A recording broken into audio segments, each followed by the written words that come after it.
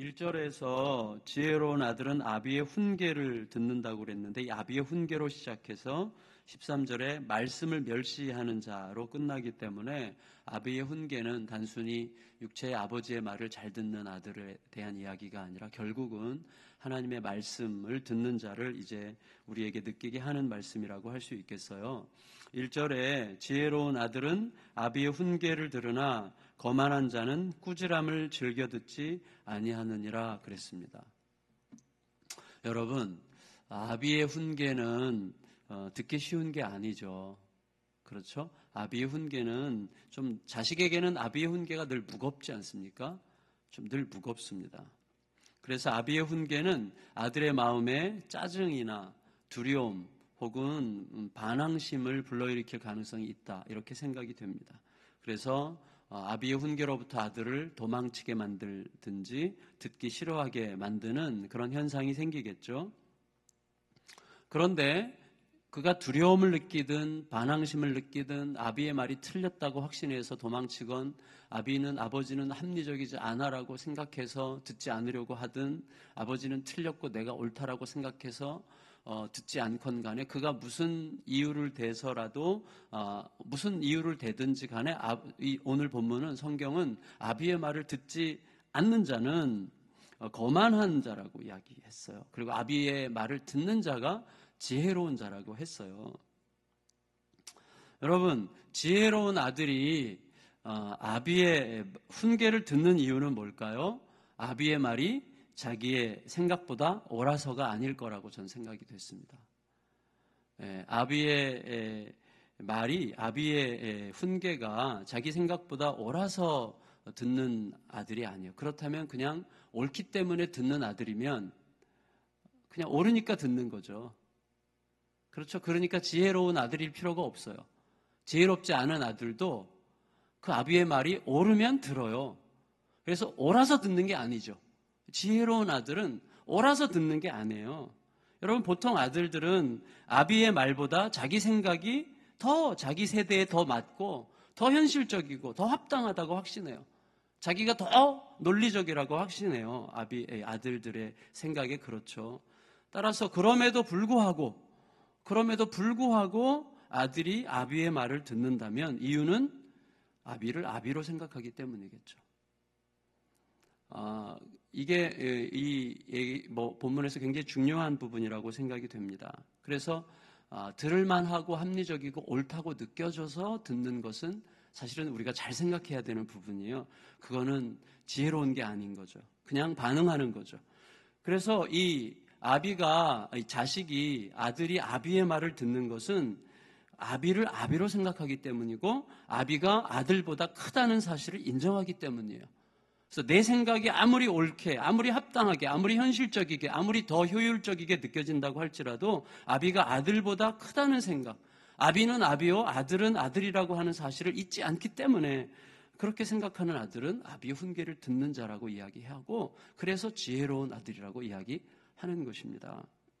여러분, 이거는 하나님과 우리와의 관계에 아주 정확하게 일치해요. 여러분 생각해 보세요. 내가 생각할 때 하나님께서 나를 끌고 가시는 길이 매우 합당하고 지혜롭게 보이고 나에게 충분히 다 이해가 되기 때문에 그 길을 따라간다면 그것은 내가 정말로 하나님을 믿어서 그 길을 가는 것인지 아니면 그 길이 옳다고 판단한 나의 판단을 따르는 것인지를 우리가 어떻게 알 수 있습니까? 하나님께서 이끄시는 길이 항상 옳게 보이고 합당하게 보이고 바르게 보이고 그리고 항상 만족할 만하게 보이기 때문에 그 길을 따라간다면 그렇게 보는 나의 판단을 믿고 따라가는 것일지 하나님을 정말 믿고 따라가는 것일지 어떻게 알아요? 그렇죠. 그건 믿음입니까? 그건 믿음이 아닐 수 있어요. 그래서 언젠가 손봉호 선생님이 이런 얘기를 하셨어요. 나에게 다 이해된 이유로 믿는다면 그게 믿음인가? 이렇게 얘기했어요. 여러분, 해석하자면 내가 다 이해했기 때문에 믿는 것은 내가 믿을만 하다고 인정하고 받아들인 나의 판단을 믿는 것이기 때문에 실제로는 하나님에 대한 믿음이 아니라 자신에 대한 믿음이에요. 그래서 우리는 항상 이런 부분에서 넘어질 가능성이 굉장히 많습니다. 따라서 지혜로운 아들이 아비의 훈계를 듣는다는 말은 아비를 믿는다는 말이죠. 그렇죠. 믿기 때문에 듣는 거예요. 이해하기 어려워도 일단 듣는 거예요. 불편해도 일단 받는 거예요. 아버지의 말을 듣는 것이 곧 믿음이에요. 그래서 믿음은 곧 들음이죠. 믿음은 들음이에요. 따라서 거만한 자가 꾸지람을 즐겨 듣지 않는 것은 무슨 의미인지가 정확해지는 거죠. 그는 자기가 아비보다 크다고 생각해요. 자기 생각이 아비의 말보다 더 옳다고 확신해요. 그래서 그는 결코 즐겨 듣지 않습니다. 오히려 그 말을 판단하죠. 따라서 모순과 억울함에도 불구하고 공의와 정의가 완전히 짓밟힌 가운데서도 그게 하나님의 뜻이 분명하기 때문에 십자가를 지기 위해서 아버지께 귀를 기울이고 아버지께 전적으로 복종하신 예수님이야말로 믿음의 가장 완전한 모델이시죠. 예수님이야말로 가장 완전한 믿음의 모델이십니다. 잠언 2장 2절 3절을 우리 같이 읽어볼까요? 2절 3절 읽겠습니다. 시작. 사람은 입의 열매로 인하여 복록을 누리거니와 마음이 괴사한 자는 강포를 당하느니라. 입을 지키는 자는 자기의 생명을 보존하나 입술을 크게 벌리는 자에게는 멸망이 오느니라. 잠언 전체적으로 계속해서 말, 입, 입술, 혀 이걸 강조하고 있어요. 그만큼 중대하면서도 그만큼 사람들이 쉽게 걸려 넘어지는 것이죠. 그래서 저 같은 사람이 참 손해해요. 충동적이고 말이 많고. 이게 굉장히 손해인데 저는 잠언이 저에게 참 많이 적용이 돼야 되는 것 같다는 생각을 하게 되는데, 그런데 여러분 우리가 아는 게 있어요. 뭐냐면 말, 입, 입술, 혀는 그냥 단지 말, 입, 입술, 혀가 아닌 것을 우리가 알고 있죠. 그건 뭐예요? 마음에 있는 것이 쏟아져 나오거나 새어나오는 출구일 뿐이죠. 말과 입과 혀는 출구에 불과해요. 그러니까 결국 마음 이야기죠. 여러분, 입의 열매로 복록을 누리게 되는 사람이 있다면 그것은 그의 말 때문이기 이전에 그의 마음 때문입니다. 그 마음이 아비의 말을 즐겨 듣는 마음이고 하나님의 말씀을 즐겨 듣는 마음이기 때문이고, 그가 그 말씀을 즐겨 듣는 이유는 그가 아비를, 하나님을 마음으로 경외하기 때문이죠. 하나님께서 자기보다 크신 분임을 확실하게 믿고 결코 잊지 않기 때문에 그는 즐겨 듣는 자가 되고, 그리고 입을 함부로 놀리지 않게 되는 거예요.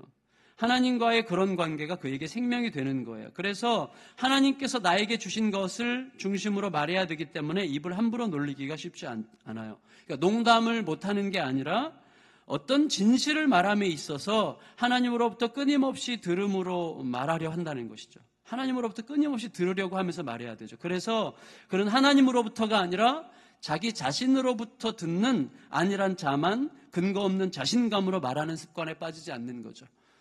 자기 자신으로부터 듣는 거예요. 자만이나 근거 없는 자신감은. 반대로 하나님께 엎드리기를 싫어하고 마음이 자기중심적으로 이렇게 꼬여있는 자는 근거 없는 자만심으로 입을 크게 벌리다가 낭패를 당한다, 이렇게 이야기하는 것입니다. 그래서 이런 하나님 아버지의 말씀에 귀를 기울이기 싫어하는 사람은 자기가 능히 책임질 수 있다는 착각으로 책임질 수 없는 말을 늘어놓게 되는 것이죠. 여러분, 믿음의 선포와 근거 없는 뻥, 이게 겉으로는 좀 비슷할 수도 있어요. 믿음의 선포와 근거 없는 뻥이 비슷할 수 있는데 그 내막은 분명해요. 내막은 뭐예요? 하나님이 하게 하시려는 것을 드러내는 것이냐, 아니면 자기 욕망을 관철시키려는 것이냐, 그래서 내 속에서 이게 하나님의 뜻을 드러내려고 하는 것이냐, 하나님을 위하는 것이냐, 하나님의 의를 위하는 것이냐, 하나님의 원하시는 바가 무엇인지를 추구하는 것이냐, 아니면 내 욕망을, 내 존재감을 섞으려고 하는 것이냐, 이것에 대해서 잘 고민하지 않으면 이런 오류에 우리도 늘 빠지게 되는 것이죠. 결국 하나님의 말씀을 듣기 싫어하거나 듣지 않거나 또 듣는 것 같으면서도 안 듣는 자는 결국 근거 없는 자만심으로 말하게 되고 자기의 욕망을 관철시키기 위해서 말을 만들어내는 일을 반복하기 때문에 결국 자기 안에 갇히게 되는 거죠. 따라서 그는 온전할 수 없는 자신을 온전하게 보이고 싶기 때문에, 온전하게 보여야 되기 때문에 자기도 모르게 거짓말을, 자기도 모르게 하건 약간 의도적으로 하건 거짓말을 하게 되고 결국 하나님이 주신 자기 자신으로 사는 대신에 부끄러운 데에 이르게 된다, 이렇게 말씀하십니다. 5절 읽겠습니다. 5절 시작. 의인은 거짓말을 미워하나 악인은 행위가 흉악하여 부끄러운 데에 이르느니라. 이게 이제 그 뜻이라고 생각이 돼요. 4절 읽겠습니다. 4절 시작. 게으른 자는 마음으로 원하여도 얻지 못하나 부지런한 자의 마음은 풍족함을 얻느니라. 여러분, 왜 게으른 자 이야기가 갑자기 그 사이에 들어갔겠어요? 하나님의 말씀을 듣는 것과 관련이 있는 것이죠. 무슨 말이죠? 게으른 자는 단지 게을러서 게으른 게 아니라 하나님께서 원하시는 바, 생명으로 가는 길에 대해서 아는 일에 게으른 자죠. 여러분, 아무리 바쁘게, 아무리 분주하게, 아무리 열심히 살아도 하나님의 뜻대로 살지 않는 것은 게으른 거죠. 하나님의 뜻을, 아무리 부지런히 살아도 하나님의 뜻과 관계없는 것은 게으른 것입니다. 안타까운 거죠. 정말 안타까운 거죠.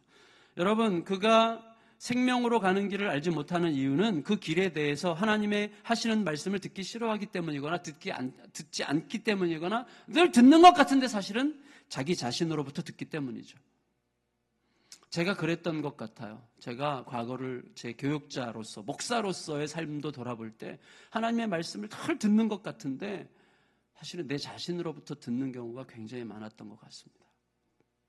그 말씀이 되도록 나에게 유리하도록 그렇게 듣는 거죠. 여러분, 아무것도 안 하는 게 아니에요. 뭘 하기는 해요. 그러나 하나님의 말씀을 따라 하는 게 아니에요. 그게 게으른 거예요. 따라서 부지런한 자의 마음이 뭐죠? 부지런한 자의 마음이란 하나님의 마음을 알기 위해서 쉬지 않는 마음이죠. 하나님의 마음을 알기 위해서 쉬지 않는 마음이죠. 하나님은 그 사람을 절대 내버려 두지 않으십니다. 그는 가만히 있을 수가 없어요. 그러나 그는 하나님의 마음이 가 있는 곳에서 무언가를 하는 거죠. 하나님의 마음이 가 있는 곳에서 무언가를 하는 거죠. 우리가 하나님을 경험하는 삶 공부할 때 그런 거 있잖아요. 야, 뭐 그렇게 분주하게 뛰어다니지 말고 가만히 있어. 나랑 좀 이야기 좀 하자. 하나님께서 그렇게 말씀하신다는 이야기가 있잖아요. 그 하나님을 경험하는 삶 앞부분에. 기억나세요? 네, 있어요. 그거죠. 하나님의 마음을 알기 위해서 쉬지 않는 마음이죠. 결국 그는 풍족함을 얻을 거예요. 이유는 뭐죠? 그가 마음을 다해 따르는 하나님이 풍족하신 분이기 때문이죠. 여러분, 하나님의 마음을 아는 자는 공의를 좇게 됩니다. 공의. 하나님이 공의의 하나님이시기 때문이죠. 그러나 하나님의 마음을 알려고 하지 않는 자는 악을 쫓게 됩니다. 왜냐하면 하나님은 선이시기 때문이죠. 그래서 하나님이 공의이시기 때문에 하나님의 마음을 알려고 하는 자는 공의를 쫓게 되어 있어요. 그래서 하나님의 마음을 안다고 하면서 지극히 개인적이고 지극히 이기적이고 그리고 세상의 불의에 대해서 별로 무덤덤하다면 그는 하나님의 마음을 쫓는 사람이 아니라 하나님의 마음을 쫓는 것 같이 하나님의 마음을 자기가 유리한 대로만 쫓는 사람이라고 할 수 있겠죠. 하나님은 공의의 하나님이시기 때문에 하나님의 마음을 쫓는 자는 공의를 쫓게 되어 있습니다. 그리고 하나님의 마음을 알려고 하지 않는 자가 선을 추구할 수가 없어요. 왜? 하나님이 선이시기 때문이죠. 그래서 하나님의 마음을 알려고 하지 않는 자는 악을 쫓게 되어 있죠. 그런데 이 공의와 악은 어떤 중립적 가치가 있는 게 아니라 활동적인 운동자예요. 그러니까 공의가 일을 하고 있고 악이 일을 하고 있어요. 그래서 어떤 일을 합니까? 공의가 일을 하는데 행실이 정직한 자의 보디가드야. 행실이 정직한 자의 보호자가 되고 악은 죄인을 패망하게 하는 원인자가 된다고 이야기해요. 6절 읽겠습니다. 6절 시작. 공의는 행실이 정직한 자를 보호하고 악은 죄인을 패망하게 하느니라. 여러분 보세요. 같은 편끼리 알아봅니다. 같은 편끼리 알아봐요. 그래서 공의는 같은 편인 이 정직을 알아봐요. 그래서 정직을 보호하죠. 공의와 정직은 둘 다 하나님에게서 나온 형제이기 때문에 공의는 정직을 사랑하는 자를 지켜주고 정직은 공의를 추구하는 자를 지원하죠. 그래서 공의를 추구하는 자와 정직을 추구하는 자는 만나게 되어 있습니다. 공의를 추구하는 자들끼리 만나게 되어 있고요. 정직하게 살려고 하는 자들끼리 만나게 되어 있어요. 공의와 정직을 추구하는 자가 악과 죄를 추구하는 자와 함께 할 수 없어요. 함께 하게 되질 않아요. 결국은 헤어지게 되어 있어요. 결국은. 근데 여러분, 이게 중요한 게 둘 다 하나님의 마음을 따르고 공의와 정직은 둘 다 하나님의 마음을 따르고 하나님의 말씀에 귀를 기울여요. 그래서 이제 함께 가는데 마찬가지로 다른 한편으로는 악과 죄가 있는데 둘 다 하나님의 마음을 멸시하고 하나님의 말씀에 귀를 막는 특징이 있죠. 악과 죄. 이 둘 다 사단으로부터 나온 형제죠. 사탄으로부터 나온, 예수님께서 거짓말은 사탄, 거짓의 아비가 사탄이라 그랬죠. 그래서 악과 죄는 다 사탄의 자식들이에요. 사탄으로부터 나온 자녀들이고 같은 편이기 때문에 서로를 알아봐요. 악과 죄도. 그리고 한 편이 돼가지고 악과 죄는 한 편이 돼서 수많은 합작품들을 만들죠. 그렇죠. 그런데 차이가 있어요. 뭐죠? 그런데 사탄에게서 나온 것들은, 악과 죄는 한 편이 돼서 수많은 합작품들을 만들지만 결국은 자멸적이에요. 결국은 자멸적이에요. 서로가 서로를 이용해 먹은 다음에는 결국 서로를 죽이죠. 그래서 결국 악은 죄인을 패망에 빠뜨리는 것으로 자신의 사명을 마무리하는 것입니다. 6절을 다시 읽을까요? 시작. 공의는 행실이 정직한 자를 보호하고 악은 죄인을 패망하게 하느니라. 그래서 여러분, 이를 위해서 악은 가면을 써요. 가면. 7절 상반절에 보니까 저는 이것을 가면이라고 해석했는데, 스스로 부한 채 하여도 아무것도 없는 자가 있고, 가면을 쓰게 되어 있어요. 악은 가면을. 과장되게 허풍을 떠는 거짓의 가면이죠. 그리고 그 가면의 대표 주자가 저는 재물이라고 이렇게 해석하게 되었습니다. 여러분 보세요. 사람들은요, 재물을, 우리가 다 아는 건데, 사람들은 재물을 강력한 힘으로 생각해서 재물이 있어야 보호받고 재물이 있어야 안전하고 재물이 있어야 대접받는다고 생각하지만, 오히려 재물이 있기 때문에 공격받고 재물 때문에 불안하고 재물 때문에 질시와 미움을 받죠. 재물이 주는 유익이 상당히 많이 있습니다. 그러나 재물이 주인 유익을 내가 다스릴 줄 모르게 되는 순간이 오는 때부터 재물은 우리에게 엄청난 멍해가 되는 거죠. 그리고 굉장히 거드름을 피우고 굉장히 고상한 척하고 굉장히 멋스럽게 보일 수도 있겠지만, 혹은 굉장히 부러움의 대상이 될 수도 있겠지만, 사실은 거기에 하나님이 계시지 않을 가능성이 많아요. 재물은 우리에게 끝없이 숭배를 요구하기 때문이거든요. 그래서 많은 사람들이 나는 재물을 숭배하지 않아, 나는 재물을 그냥 쓸 뿐이야 라고 얘기하지만, 재물이 없어지는 것에 목숨 걸고 두려워하는 것을 보면 재물을 숭배하는 거죠. 내가 안전하고 편안하고 내가 자신만만할 때는 내가 다 통제할 수 있을 것 같이 느끼거든요. 우리들은 우리 자신에 대해서 자신감을 가질 수 없는 자들임을 인정해야 될 것 같아요. 그런데 성경은 뭐라고 얘기하는가 하면, 오히려 재물이 없는 자는 협박받을 일도 없다, 이렇게 얘기하죠. 협박받을 일도 없다. 이런 말 들어도 우리는 협박받더라도 이렇게 이제 생각하는데, 7절 8절을 다시 읽겠습니다. 시작. 스스로 부한 채 하여도 아무것도 없는 자가 있고 스스로 가난한 채 하여도 재물이 많은 자가 있느니라. 사람의 재물이 자기 생명의 속전일 수 있으나 가난한 자는 협박을 받을 일이 없느니라.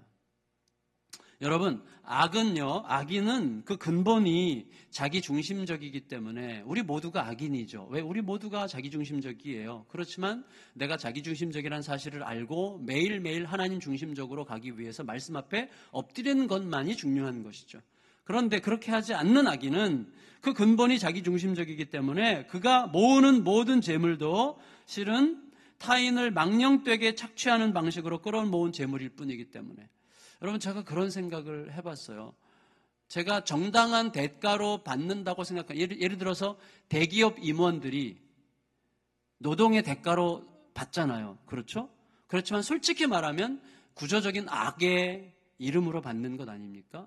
다른 면에서 보면. 왜냐하면 그 밑에 그 수많은 노동자들이 그렇게 고생하고 힘든 것에서 자기가 일한 만큼의 보상을 덜 받는 대가로 그들이 훨씬 더 많이 받는 거죠. 물론 그들의 일이 중요하지만 일의 그 중요성이 그 정도의 격차를 가져올 만큼 중요하다고 저는 생각하지 않습니다. 저희 편견인가요? 사실은 이런 구조적인 문제가 있다는 생각이 정말 많이 들어요. 네. 그래서 저도 마찬가지죠. 저도. 나로서는 정당한 것인 것 같은데 사실은 그 뒤에 그렇게 내가 누리기 위해서는 굉장히 많은 피눈물이 있을 수도 있는 거잖아요. 그래서 그런 방식으로 끌어모은 재물은 갈수록 줄어든다고 이야기합니다. 11절 읽겠습니다. 시작. 망령되이 얻은 재물은 줄어가고 손으로 모은 것은 늘어가느니라. 성실을 하게 이제 꾸려가야 되겠죠. 정직하고 성실하게. 손으로라는 말은 결국 의인은 이미 빛을 가진 자로서 더욱 환하게 빛나게 되고 악인은 꺼져가는 등불인 형편에서 예상했던 것보다 빨리 꺼지게 되겠죠. 9절 읽겠습니다. 9절 시작. 의인의 빛은 환하게 빛나고 악인의 등불은 꺼지느니라. 여러분, 결국 그렇게 되는 것이 처음부터 자명해요. 이유는 세상은 의의 왕이신 하나님께서 의를 위해 의에 의해 통치하심으로 악인은 궁극적으로 설 자리가 없어요. 하나님의 세상에서 악인은 설 자리가 없는 거예요. 근데 하나님의 나라예요. 지금 하나님의 나라가 임하고 있어요. 확장되고 있어요. 그러므로 결국은 뻔해요. 악인은 설 자리가 없어요. 악인은. 사탄이 아무리 매력 있는 메뉴판을 우리 앞에 펼쳐놓고 사람들을 미혹한다고 해도 사탄은 세상의 궁극적인 통치자가 아닙니다. 그렇죠. 위세를 떠는 반역자를 쫓지 않고 참 왕이신 공의와 사랑의 통치자 하나님께 귀를 기울이고 그 뜻을 따라서 그에게 복종하고 그와 교통하는 것만이 우리를 참으로 복되게 부유하게 하는 길이죠. 악은 아까 말씀드린 것처럼 그 근본이 자기중심성이기 때문에 결국 교만으로 치닫게 되고 교만은 반드시 다툼을 일으키게 마련이라고 성경이 이야기하고 있습니다. 반대로 하나님 중심성을 가지고 살아가는 지혜자의 귀는 항상 열려있기 때문에 그는 타인의 권면을 들어요. 그래서 그는 자신을 주장하려는 고집 대신 다른 이의 권면과 충고를 그리고 지혜를 자기 것으로 삼아서 더 풍부한 지혜의 삶을 살게 되는 거죠. 그래서 들을 수 있어야 더 풍부하죠. 무엇보다 하나님께 들을 수 있어야죠. 10절 읽겠습니다. 10절. 아까 읽었나요? 10절 읽읍시다. 시작. 교만에서는 다툼만 일어날 뿐이라 권면을 듣는 자는 지혜가 있느니라. 그래서 악이 기대하는 바는 곧 이루어질 듯 하면서도 결국은 영원히 이루어지지 않는 참 안개 같은 소망입니다. 이유는 악이 기대하는 소망은 채워도 채워지지 않는 블랙홀 같아요. 악의 소망은. 그리고 그 소망의 대상은 처음부터 존재하지 않는 허상이에요. 12절 읽겠습니다. 시작. 소망이 더디 이루어지면 그것이 마음을 상하게 하거니와 소원이 이루어지는 것은 곧 생명나무니라. 악인의 소망은 마음을 상하게 하는 헛된 것이지만 하나님의 뜻을 쫓는 소원은 결국 생명으로 그에게 온다고 말씀하시는 것입니다. 결국 정리하면 우리가 갈 길은 너무나 자명하죠. 하나님의 말씀을 경외하고 경청하고 따르고 사랑하는 삶을 사는 것입니다. 그리고 제가 경험한 또 저에게 경험시켜 주신 하나님은 내가 하나님께 귀를 기울이면 귀를 기울일수록 타인에게도 귀를 기울이라고 말씀하시는 하나님이시더라고요. 저의 하나님은. 결국 우리가 갈 길이 분명한 것이죠. 겸손히 귀를 열고 타자의 소리, 나와 의견이 다른 소리, 아비의 소리, 하나님의 소리, 하나님의 말씀을 듣는 것입니다. 그것이 곧 하나님을 사랑하고 하나님과 동행하며 의의 길을 걷는 삶이죠. 13절 읽겠습니다. 시작. 말씀을 멸시하는 자는 자기에게 패망을 이루고 계명을 두려워하는 자는 상을 받느니라. 계명을 떨며 지키는 사람이죠. 우리가 잠언이 우리에게 말하는 바는 너무나 명백한 것 같습니다. 딱 하나인 것 같아요. 저는 제가 가만히 보면요, 제 자신이 넘어지는 때는 항상 그때예요. 하나님보다 내가 더 커졌을 때예요. 그 말은 뭐냐면 하나님을 쫓는 것 같은데 하나님의 말씀을 이라고 생각하는 내 뜻을 쫓는 거예요. 그래서 이게 묘하더라고요. 진짜 묘해요. 하나님의 뜻이라고 막 확신하고 막 얘기하는데 주장하는데 내 뜻인 경우가 많은 거예요. 하나님의 말씀을 하나님의 뜻을 너무 잘 이용해 먹어요. 제가 가만히 보니까. 그래서 우리가 이런 면에서 하나님이 나보다 언제든지 크시고 하나님이 전부시고 하나님만이 높아지시면 되고 내가 어떻게 되든지 하나님의 오르심만 나타나면 된다는 생각을 끝없이 하지 않으면 우리는 어느 순간 교만한 자가 되고 거만한 자가 되고 귀를 막는 자가 되고 듣는 척하면서 안 듣는 자가 되고 다 듣는 것 같으면서도 내 소리만 듣는 자가 되더라고요. 그래서 하나님 앞에서 늘 겸비하게 그래서 매일매일 죽는 수밖에 없어요. 진짜 매일 무릎을 꿇고 주님 앞에 귀를 열어 아비의 훈계를 즐겨 듣는 그게 옳지 않아 보여도 지혜롭게 보이지 않아도 내 생각이 합리적이지 않은 것 같아도 아비의 말이기 때문에 하나님의 말씀이기 때문에 따라감으로 결국 주님으로부터 지혜자라 나와 함께 가자 하시는 소리를 듣게 되는 우리가 되시기를 예수님의 이름으로 축복합니다. 이 시간